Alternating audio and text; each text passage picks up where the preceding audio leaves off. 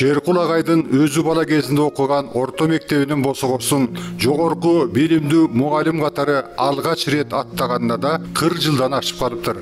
Кадимки Байдылда акын өзүнүн Чыңгыз жана мен деген ырында тоо жылса да мен жылбаймын деп жазмакчы. Ал Каракужадагы Токпай тала айылына жуук мына берегиде бет алдыбызда саңкайган Чаканташ тоосу жылса да мен мектебимден эч жака жылбаймын деп эмгектенип жатыптыр. Бирок өзү жылбаганы менен ушул 40 жылдыр ичинде мектептеги таалим тарбия ишинин деңгээлин, окутуунун сапатын, келечек ээлерин окууга, өзгөчө эне тилибизге, тарыхыбызга жана салт насилибизге болгон кызыгуусун аябай эле алдыга жылдырып, көккө көкөлөтүп салгандардын башкы сабында болуптур.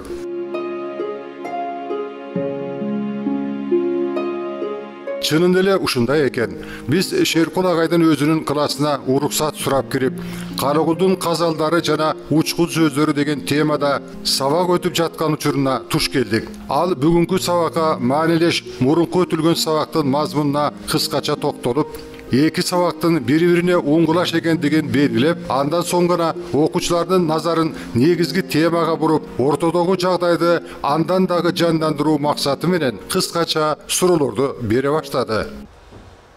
Тоо токол болор, тала токой болор деген эки сабакты ким чечмелеп берет?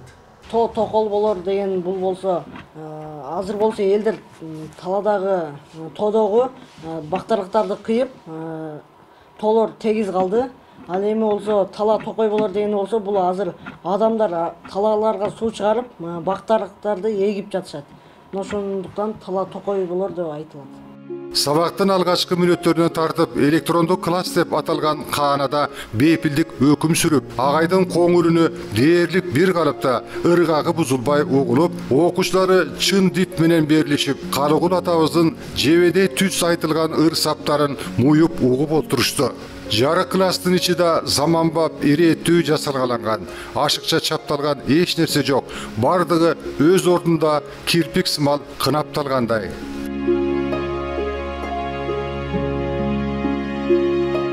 Арадан убакыт билинбей зыпылдап алдыга жылып, өтүлүп жаткан сабакты жыйынтыктоочу учурда келди.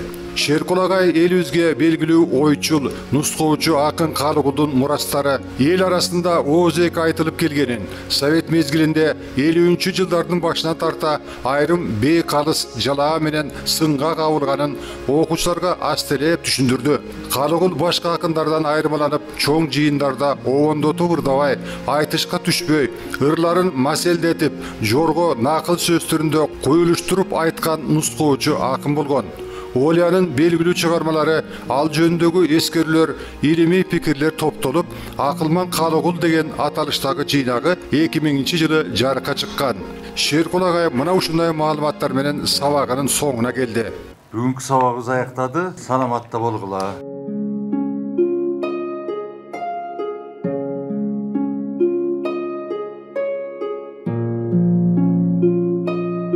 Социалисттик мыйтын баатыры, өз учурунун атактуу башкармасынын төрагасы болгон Беделбай Исаевдин азыркы кезде ысмын алып жүргөн бул мектепте 460тан ашык окуучу билим алып жатышат.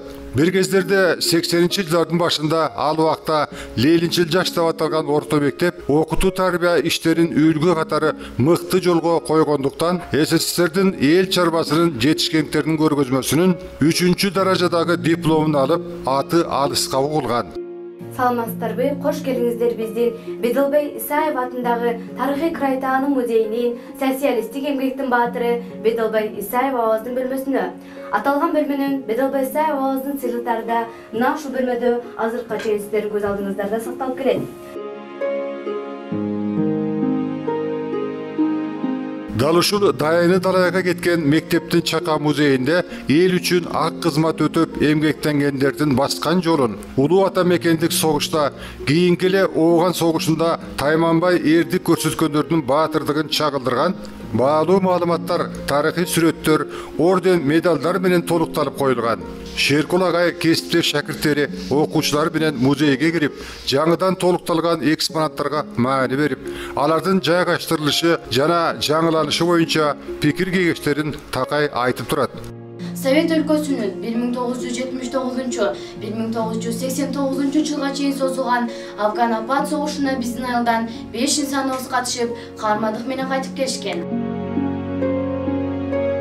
Шеркул агай көп жылдан бери мектебинде көркөм өнөргө жөндөмдүү, адабиятыбызды жана тарыхыбызды тереңирээк билүүгө ынтызар, шык жөндөмдүү окуучулардын башын бириктирип, алар манас таануу интеллектуалдык теле таймашында республикалык деңгээлге чейин күч сынашып келе жатышат. Мына ошол таймаштын жүрүшүндө эпостун ыр саптарында айтылып өтүүчү улуттук буюм тайымдардын, курал жарактардын айрымдары ушул чака музейде да бар. Аларды Шеркул агай таймашка даярдаган окуучуларына көрсөтүп, миң уккандан бир көргөн артык демекчи, тарыхый экспонатка айланган шаймандардын бир кездерде аткарган кызматтарын ынанымдуу, эсте каларлык деңгээлде түшүндүрүп берет.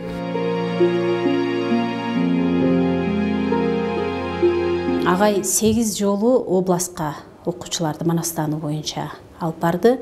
Республикага 2012 жылы манас таануу боюнча сынакка катышты. Анан 2021 окуу жылында барды дагы агай республикалык сынакта 3-чү орунду камсыз кылып келишти.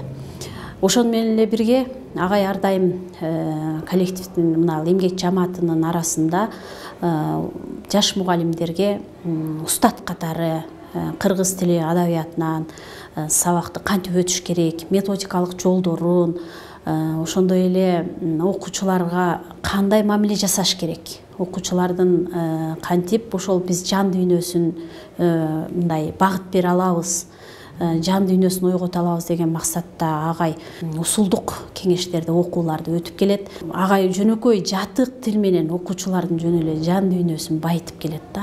Мен агайды биз ар дайым ушу коллективде ушу аксакал катары сөзүн угуп, ар дайым бизге акыл насаатын күн сайын айтып турат.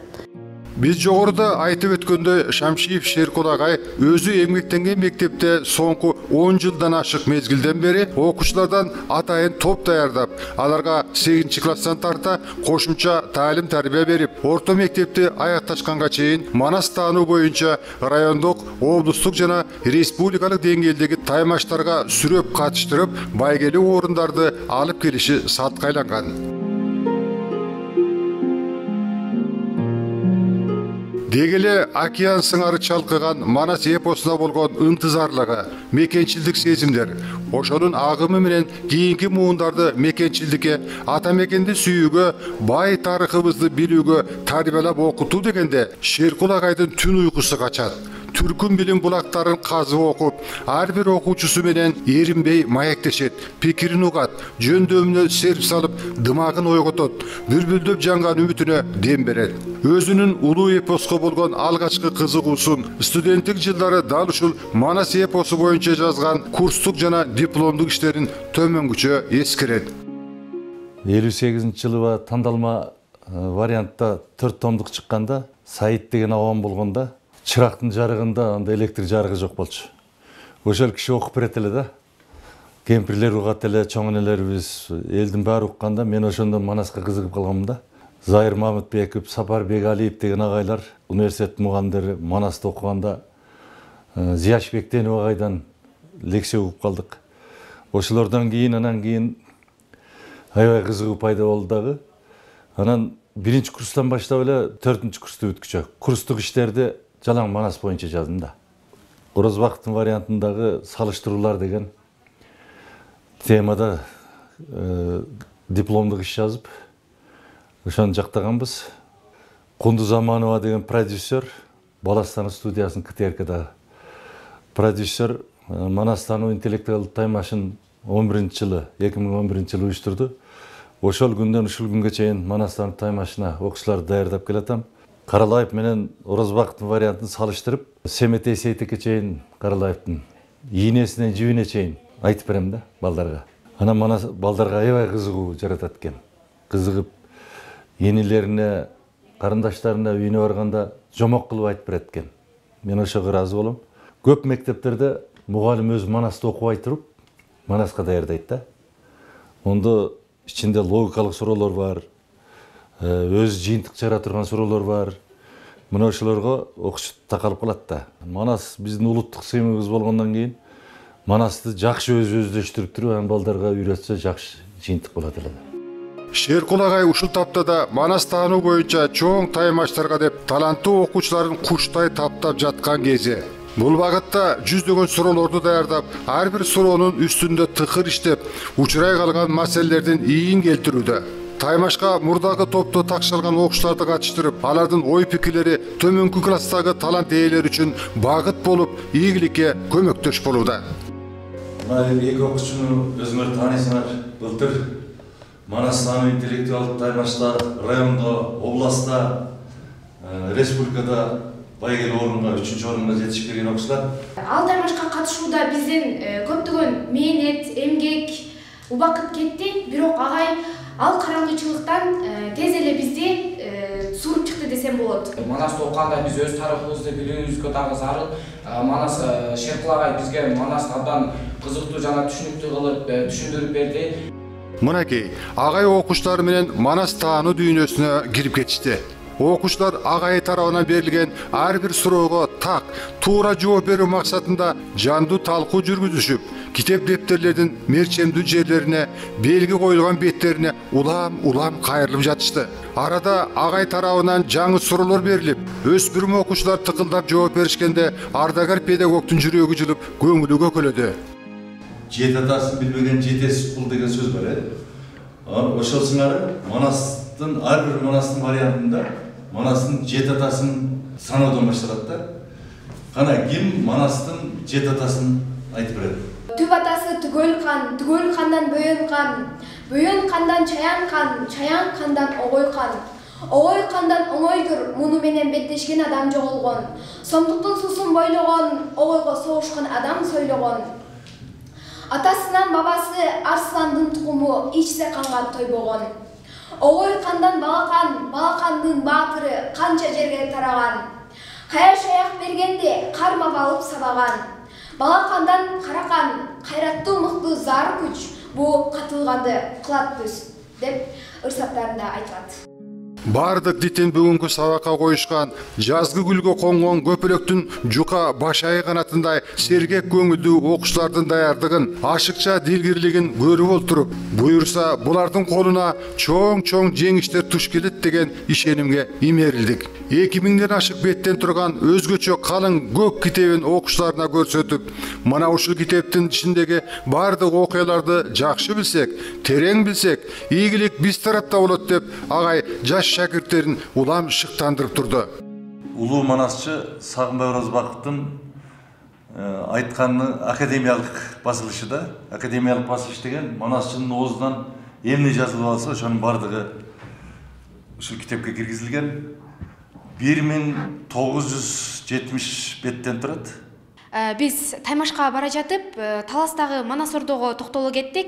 Ал жакта Манастын көмбөзү, Кароол чоку, ошол сыяктуу Манастын басып өткөн бардык жолдор менен таанышып, биз аябай ошол жерден бир өзүнчө эле бир таасир алдык. Республикалык таймашта 3-орунду алдык. Биздин Таймашка катышуубузда агайдын зор салымы бар десем болот.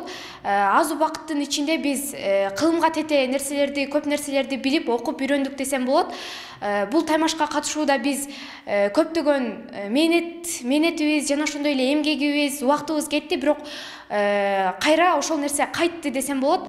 Шеркул агайдын педагогикалык кесиптеги стажы 40 жылдан ашып, жашы да улам жогорулап калгандыгына карабастан, чаалыкчыдай түрү жоктугу байкалды. Ага мисал күндөлүк сабагын өтүп, Манас таануу таймашын уюштуруудан сырткары китеп аркылуу жаркын келечекке аттуу китепкөйлөрдүн сынагын өткөрүүнүн башында турат экен. Долбоордун демөөрчүсү катары Кусабек аттуу мырза окуучуларды колдоо максатында 100 000 сом акча каражатын бөлүп бергени дагы жагымдуу көрүнүш экен. Китеп окуунун пайдасы өтө көп. Азыр интернеттен окуйт экен, ол аягына чыккыча башын унутуп калат оны. Китепти ачып коюп рахаттанып окуганга келбейт. Китеп окуучулардыкын өткөрөлү десем, алар демөөрчү макул болду. Айтматовдун программага окутулбаган повесттери да бар да. Ушунун 10 повестин коюп көрөлү. Андан кийин Караколжодон чыккан атактуу Сооронбай Жусуп баштаган 5 акын ырынан Чүчү кулак менен алдырабыз. Демек 5 акындын 4 куплеттен кем эмес ырын ар бир окуучу жаттасын деген талапты койдук эле. Райондогу мектептин директорлору бирден кыргыз тилчи катышты чоң залда. Финалдык турга бөлөк чыгармаларды койгонбуз дагы. Буларга бөлөк бирден эле повесть бердик. Анан бирден акындын ыры менен. 12 окуучу катышат да, биринчи орунга 25 000, экинчи орунга 20 000, үчүнчү орунга 18 000, анан 15 000, анан 12 000, анан 10 000, 8 000 кылып отуруп, 8-нчи орунга 2 000, анан 4 окуучу кала береби. Аларга 1000 сомдон акчаны 100 000 ошондой 100 000 сомду ошентип бөлүп беребиз да. Финалдык турда. Бедилбай Исаев атындагы орто мектепте китеп окуу өмүрдү узартат аттуу билим таймашынын финалы болду. Райондун чар тарабынан келишкен окуучулар Чыңгыз Айтматовдун чыгармаларын ар тараптан терең талдап даярданышыптыр. Ой чабыттары укмуш. Агартуунун атактуу устаты Шеркул агай акыл жарышын уюштуруунун башында турду. Анын баа жеткис эмгегине таазим еттим. Нуржигит Кадырбеков, Кыргыз Республикасынын Жогорку Кеңешинин депутаты. Мен Шеркул агайымды улуу педагог Антон Макаренконун катарына коем. Ал билим берүүнүн чыныгы дыйканы. Нурастан Бакытбеков, окуучусу, жогорку окуу жайынын студенти. Исаев мектебинин бүтүрүүчүлөрүнүн кимиси болбосун Шеркул агайды биринчи эстесе керек.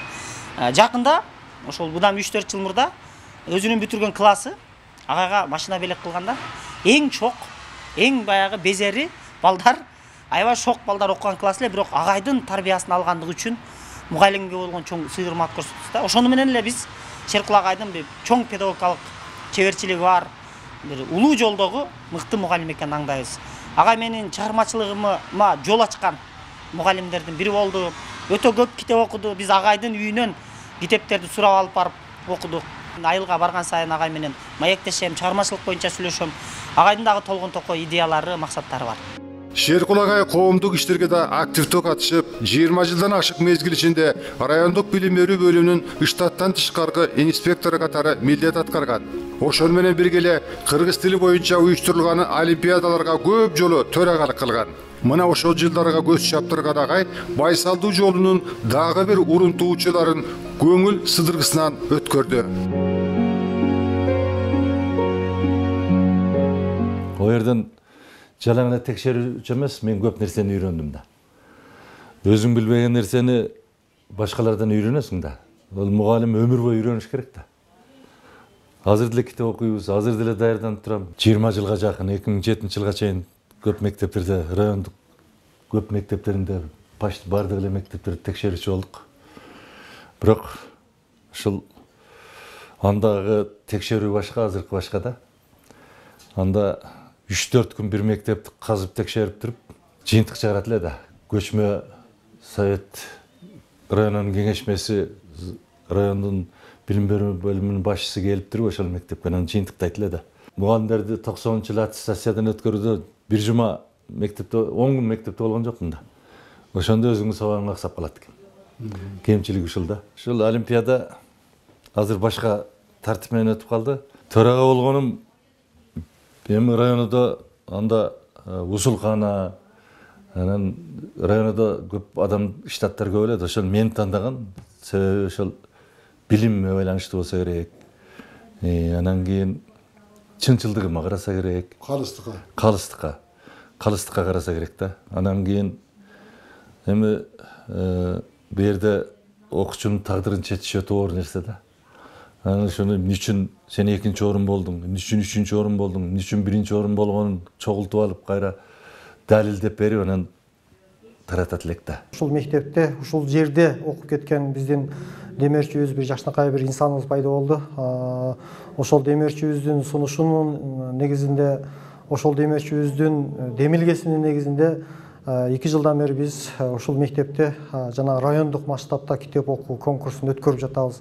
Ушул китеп окуу конкурсун өткөрүүдө биздин Бишкекте жашаган, Бишкектин тургуну Асран Кусабек деген агайыбыз жыл сайын ушу 100 000 сом акчаны коюп келет. 100 000 сомдогон акчаны райондук масштабта зоналык деңгээлде утуп чыккан окуучулардын 12 окуучусу утуп келип, анан 17 декабрда ушул жерде жыл сайын өтүлүп келет. Баалап барктаган, биз сыймыктаган Шеркул агайыбыз бул нерсеге өзүнүн идеясын кошуп, өзүнүн демөөрүн кошуп, өзүнүн демилгесин кошуп, программаларын түзүп, бул китеп окуу конкурсун өткөрүүгө бизге жакындан жардам берип келет. Китеп окуунун бүгүнкү күндө төмөнгө түшүп, окуучулардын сөз байлыгы жоголуп кетип жаткандыгына ошол моралдык жактан жардам берген биздин демеушүбүзгө чоңдон чоң ыраазычылык билгизип кетебиз. Бул конкурсту негизинен уюштурган максаты негизги кеп 10 000 сом акчада эмес. Анткени бул окуучулардын китепке болгон жана сөздүн речин өздөрүнүн окуучу көбөйтүү үчүн атайын уюштурулган конкурс деп айтсак болот. Жана мен ушул конкурска катышуу менен бир гана Чыңгыз Айтматовдун повесттерин, китептерин окуу менен чектелбестен башка акын жазуучулардын дагы китебин окууга кызыга баштадым. Шеркул жана Камчагай түрткү берди. Ушул конкурска катыш, сенин сүйлөө речиң өсөт, жана сен башка китептерге көңүл буруң дагы артат деп, дал ушул мен агайлардын арты менен дагы китепке кызыгуум күчөдү десем болот. Мектептин ардагер мугалими Маканбай агайда окуучуларга көп жылдардан бери кол эмгегинен сабак берип келатат. Анын окуучуларынын сулдуу колдорунан жаралган мындай эмгектери биринен бири өтүп көңүлүңдү өзүнө тартат. Айкелчилик өнөргө ынтызар балдар ылай менен чопону ийлешип, өздөрү менен өздөрү болушуп, китептен окушкан жомоктордун кейипкерлерин жасап жатышат.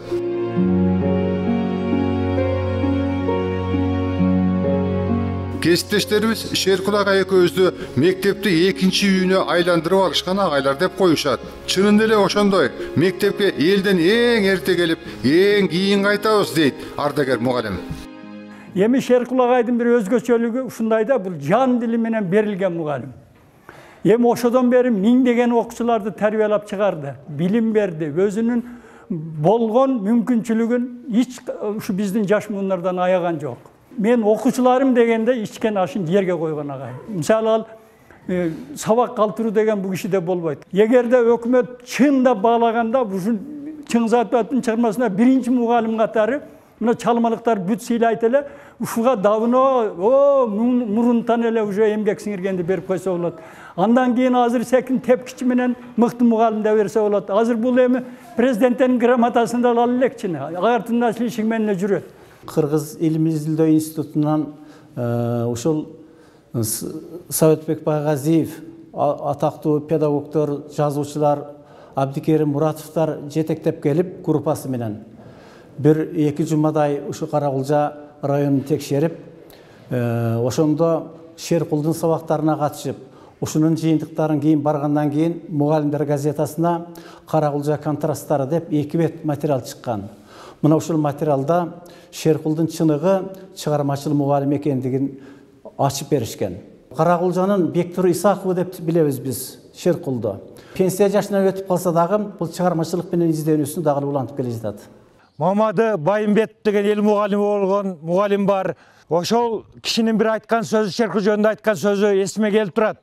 Шеркул кыргыз тилинин тазалыгы, кыргыз адабиятынын балдарга, кыргыз тилинин ушундай балдарга терең билим бериш үчүн Шеркул агайга берген бир жакшы бир сыпаты бар эле. Маманай Элчиев деген агайыбыз бар эле ошол жерде маркум. Ошол кишилер, Ороза Сайдылканов деген агайыбыз бар эле, ошол кишилер Шеркул жөнүндө айткан сөздөр мен азыр эсимде жаңырып турат. Алтын билим өнөрдүн сүтүн берген мугалим, аябастан эмгекке күчүн берген мугалим. Ушу биздин агайыбыз билимге, балдардын терең билимине күчүн берип атат. Шеркул досум амалга кызыкпайт. Бул директор болсо болмок. Жана Жусуп Акматов университетке мугалим бол дегенде да барбай койду. Аял жакшы, эр жакшы, вазир жакшы, хан жакшы дегенде мунун аялы аябай жакшы, мыкты адам. Шеркул досу өзүнүн окуткан балдары ар бир райондорунда, областтарында, республикалык деңгээлдерде иштеп атышат азыр окуткан балдары. Билим берүүнүн мыктысынын төш белгисин тагынган Шеркул агайдын жогорулап өсөйүн, кызматка көтөрүлөйүн деп ынтылганын байкабадык дешет кесиптештери. Ага директорлук ишке райондук, облустук, ал гана эмес республикалык деңгээлдеги педагогдук кызматтарга сунуш болгон. Сыйлык наамдарга документтериңди даярдап, биртке ийилип, тийиштүү жерлерге чуркабайсыңбы дешкен. Бирок каарманыбыз экинчи үйү болгон ушул мектебинен окуучулардан алыстап кеткиси келбеди. Сурап ичкен тамагың сууга тете демекчи, мансапка да такыр кызыкпады.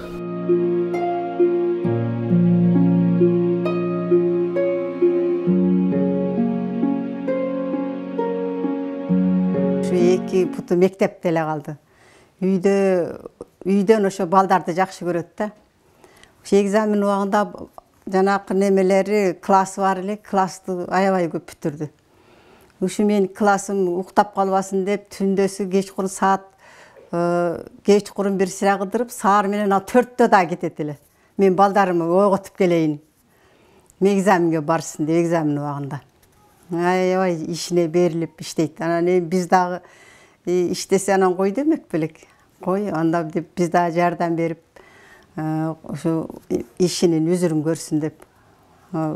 Биз дагы ошо балдарга сабак берип атат, жакшы, мугалимдери аябай жакшы көрөт, окуучулары жакшы көрөт, агай деп. Апам экөө ушул ак мээнеттери менен тарбиялап, уядан учурду. Биз ыраазыбыз. Мектепке кандай жанын берип мектепте иштесе, балдарга кандай билим, тарбия берсе, бизге дагы ошондой тарбия бере алды.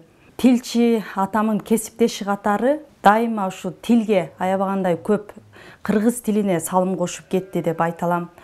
Анткени ушундай жан дили менен ушул кыргыз тилине биздин Манас атабызга аябагандай бир күйүп, мамиле кылып, эмгегин колунан келишинче эмгек кылып, эмгегин сиңирип келе жатат.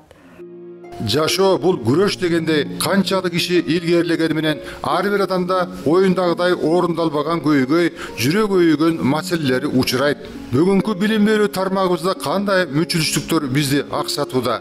Ушул соолубузга жооп берип, ананда ЮНЕСКО тарабынан 20-кылымдагы педагогикалык ой жүгүртүүнүн ыкмасын таасын аныктаган 4 адамдын бири деп ысымы аталган Антон Макаренконун 40 жылдан бери жанын алып, кайра окуган китебинин сырын, анын мугалимдерге керек экендигин бизге ачыктады. Кыргыз тилин таза сүйлөсөк да, жарым орусча, жарымы кыргызча кылбай, андан кийин сөздү, ойду айтууда нукра кыргыздын сөздөрүн колдонуп, нукра кыргыздын төл сөзү менен сүйлөгөндү үйрөнсөк, эле тилибиз байыйт эле да. Мисалы кыргыз тили деген гезит чыгат, же болбосо тил жана маданият деген. Ошолордо окуган каталар бар да. Өздөрүндө. Көңүлдү ооруткан нерсе ушул да. Сүйлөөдө жана антип турмуш тиричиликке байра жөнөкөй сөздөр менен айтып эле оюбузду билдирип атабыз. Ал эми басма сөздө болсо ошондой каталар аябай көп кетип атат да. Муну азыр ал эми интернет деген телефондо болсо ката деген кыжы кыйма да. Азыр эми мугалимдер кандайдыр бир тартипке чакырып койсо, ата энесине шарт жеткирип, телефонго тартып алып, мугалимдердин кадырын аябай шеккелип аткан мезгил да. Макаренконун жеткен ийгилиги эмне? Бизге пайдалуу жагы эмне? Бул 30-жылдарда жазылса дагы. Мында балдардын командирлер совет деген түзүп, жанагындай азыр деле бейбаш балдарды балдардын өзүн өзү башкаруусун, өзүн өзү тарбиялоосун аябай сонун берген да. Китепти мен көтөрүп жүргөнүмө 40 жыл болду. Бирок ушул китеп азыр эч жерден табылбайт да. Муну ушул азыр басмаканалар кайра басып чыгып, мугалимдерге таратса, аябай жакшы болот эле.